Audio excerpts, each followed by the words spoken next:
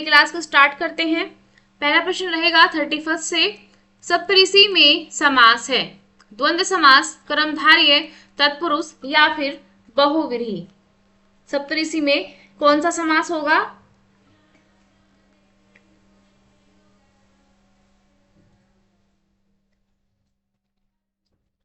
सप्तऋषि में समास हो जाएगा द्विगु समास, यानी कि 7 ऋषियों का समूह। यहाँ पर माफ कीजिएगा, यहाँ पर मुझे लगता है द्विगु होना चाहिए था द्वंद्व की जगह, क्योंकि सप्त है मतलब कि क्या है, समास संख्यावाची है। नेक्स्ट क्वेश्चन लेंगे, विद्यार्थी में कौन सा समास है? विद्यार्थी में कौन सा समास है? बहुव्रीहि, द्वंद्व, तत्पुरुष या फिर कर्मधारय। विद्यार्थी में कौन सा समास है, ये आपको आंसर में बताना है। विद्यार्थी के लिए हो जाएगा, यानी कि विद्या के लिए अर्थी, इसका मतलब के तत्पुरुष और कारक चिन्ह का लोप हो जाएगा इसमें। नेक्स्ट क्वेश्चन लेंगे, युक्ति, व्यवस्था, तरीका किस शब्द के पर्याय हैं? युक्ति, व्यवस्था, तरीका किस शब्द के पर्याय हैं? बताइए।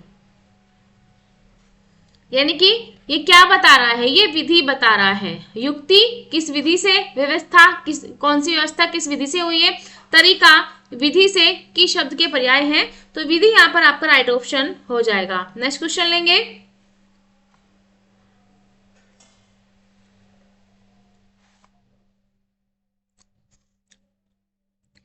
प्रत्यय रहित शब्द बताइए। मनुष्य, वैज्ञानिक, कर्पण या फिर अनुवाद। प्रत्यय रहित शब्द बताना है, बताइए।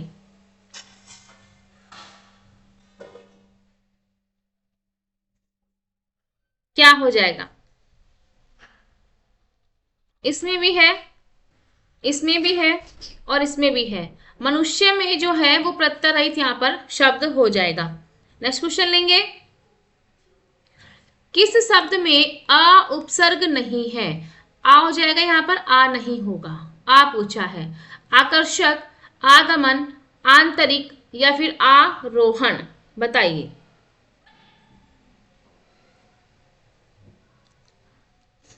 बताइए।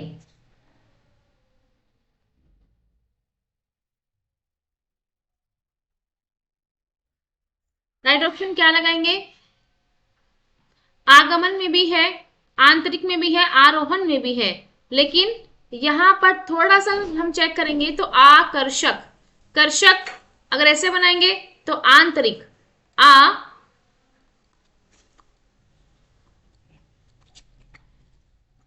आंतरिक, इसका मतलब इसमें भी है, तो आकर्षक ही आपका राइट ऑप्शन यहां पर हो जाएगा।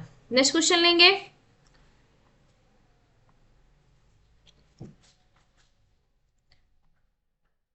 निम्नलिखित में से स्वर्ण का पर्यायवाची नहीं है? हाटक, हेम, हिरण्य या फिर कलश। स्वर्ण का पर्यायवाची क्वेश्चन नंबर 36 यानी कि 6 नंबर का आपका यहाँ पर हो जाएगा। बताइए।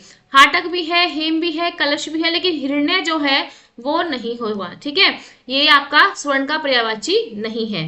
नेक्स्ट क्वेश्चन लेंगे, आम का पर्यायवाची शब्द नहीं है। आम, साधारण, सामान्य, जन। तो खास नहीं हो, खास का मतलब होता है स्पेशल। नेक्स्ट क्वेश्चन, हिंदी किस भाषा परिवार की भाषा है? द्रविड़, ऑस्ट्रिक, भारोपीय या फिर चीनी तिब्बती। यूपी टेट की 2026 में जो आपका होने वाला है उसके लिए ये आपका प्रैक्टिस सेट रहेगा। जो एग्जाम डेट आपकी फिक्स 2, 3, 4 जुलाई को आपका ये हो जाएगा। तो भारोपीय परिवार की ये भाषा है। नेक्स्ट क्वेश्चन लेंगे, भारत में सर्वाधिक बोली जाने वाली भाषा कौन सी है? सर्वाधिक, संस्कृत, बिहारी, हिंदी या फिर अवधी। सर्वाधिक पूछा है तो भारत का बात करेंगे। विश्व में पूछेंगे तो विश्व में बात करेंगे तो तेलुगु हो जाएगा, लेकिन यहाँ पर हम हिंदी की बात करेंगे। नेक्स्ट क्वेश्चन लेंगे, वर्तमान में हिंदी का प्रचलित रूप है? खड़ी बोली, अवधी, ब्रज या फिर देववाणी। खड़ी बोली यहाँ पर राइट ऑप्शन आपका हो जाएगा। जो खड़ी बोली है और जो मानक भाषा हिंदी, वो बताइए वो कौन सी है? खड़ी बोली है या फिर कोई और है? उद्योग का संधि विच्छेद क्या होगा? अब यहाँ पर आ गया है आपका उद्योग नहीं है, तो अगर माफ कीजिएगा, तो ऑप्शन थोड़े गलत हो गए हैं। चलिए बताते हैं। अगर देखिए ता, था, दा, तो आप क्या करेंगे, दा को कर देंगे कन्वर्ट। और अगर यहाँ दा, धा, ता, था, दा, धा, ना, अगर ना भी आता तो भी इसमें ता में कन्वर्ट हो जाता है, क्योंकि पहला और तीसरा वर्ण किस में जाता है, फर्स्ट में। पहला और तीसरा और पंचम वर्ण किस में आता है, फर्स्ट में चेंज हो जाता है। तो यहाँ पर करेंगे आप उत, धन, योग, उद्योग, ये आपका राइट ऑप्शन हो जाएगा। नेक्स्ट क्वेश्चन लेंगे, और कौन सी हो जाएगी, व्यंजन संधि हो जाएगी। लोकोक्ति इसमें से कौन सी है, कोड़ में खाज होना, उल्टा चोर कोतवाल को डांटे, गुलर का फूल होना, या फिर आसमान पर थूकना। बताइए लोकोक्ति कौन सी हो जाएगी, उल्टा चोर कोतवाल को डांटे। बाकी आपके मुहावरे हैं, गुलर का फूल, कोड़ में खाज होना, आसमान पर थूकना, ये सब क्या है, आपके मुहावरे हैं। उल्टा चोर कोतवाल को डांटे ये आपका हो जाएगा लोकोक्ति हो जाएगा। नेक्स्ट क्वेश्चन लेंगे, पीठ पीछे होना मुहावरे का सही अर्थ है, किसी तरह की कुछ मुश्किलों का होना, पास पास रहना, अपमान करना, या फिर आलोचना करना। पीठ पीछे का मतलब आपका हो जाएगा यहाँ पर, क्या करेंगे, पास पास होना, पीठ पीछे होना। चलिए नेक्स्ट क्वेश्चन लेंगे, माधुर्य गुण का किस रस में प्रयोग होता है, श्रृंगार, भयानक श्रृंगार, रौद्र, या फिर वीर। बताइए माधुर्य गुण का जो प्रयोग होता है वो श्रृंगार रस में होता है, ध्यान रखिएगा। इसमें प्रीवियस पेपर भी आपका लगा हुआ है। अब कह रहा है, थोड़ा सा शायद टाइमिंग मिस्टेक फिर से हो गई है, पर कोई बात नहीं, हम बताते हैं इसकी क्या, ये क्या कहना चाह रहा है। ये कह रहा है थोड़ा सा सॉरी, माफ कीजिएगा। आपको पता है इसमें एक और अजगर है, एक और मगराए है, यानी कि क्या है,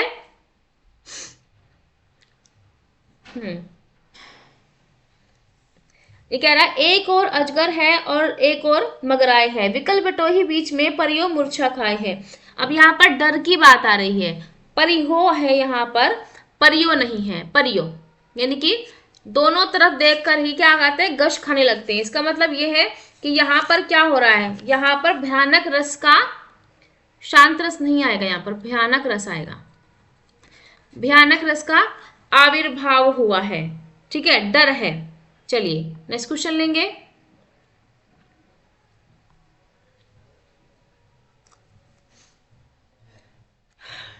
वर्तमान काल के रूप होते हैं 2, 3, 4 या फिर 5। बताइए कौन कौन से हो जाते हैं, सामान्य वर्तमान काल, पूर्ण वर्तमान काल, तत्कालिक वर्तमान काल, संदिग्ध वर्तमान काल और संभाव्य वर्तमान काल। 5 हो जाते हैं। नेक्स्ट क्वेश्चन लेंगे, चौपाई छंद में कितनी मात्राएं होती हैं, चौपाई 4, 5, 6 या फिर 8। कितनी मात्राएं पूछा है ना आपसे, थोड़ा गड़बड़ हो गया, मात्राएं 16 होती हैं, पता नहीं कहाँ से गड़बड़ पीडीएफ हो जाता है, ठीक करते हैं फिर भी हो जाता है।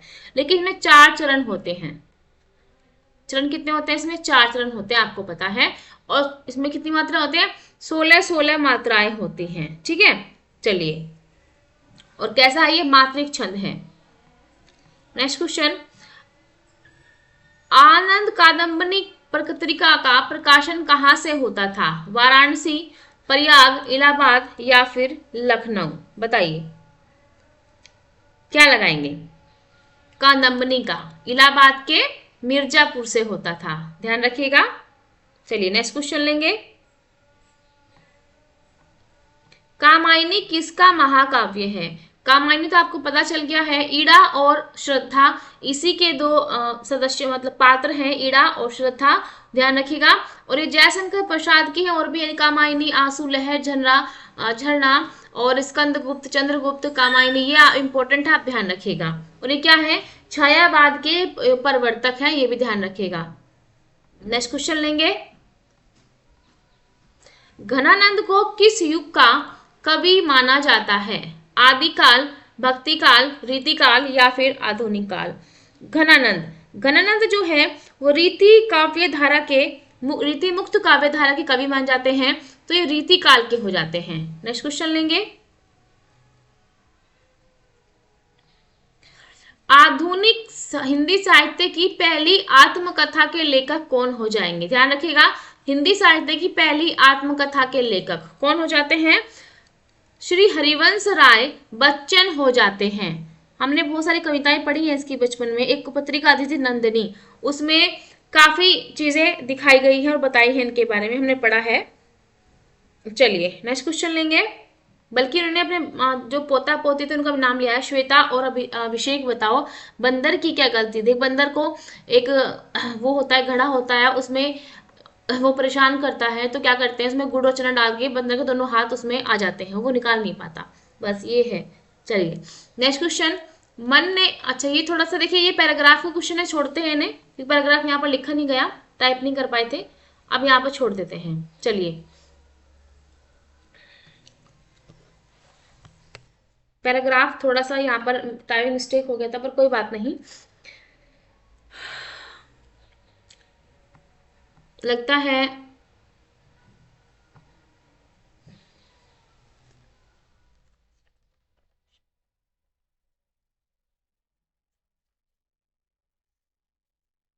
हम चेक कर लेते हैं, एसी का है।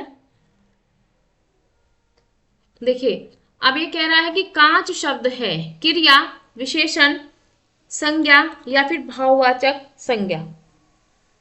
ये भी थोड़ा पैराग्राफ का है, लेकिन मुझे लगता है कि आप ये कर लेंगे। कांच शब्द क्या है बताइए, कांच क्या है? पर मुझे लगता है ये क्वेश्चन अधूरा है, आप इसे छोड़ दें, अधूरा है क्योंकि ये पैराग्राफ का है। ठीक है छोड़िए।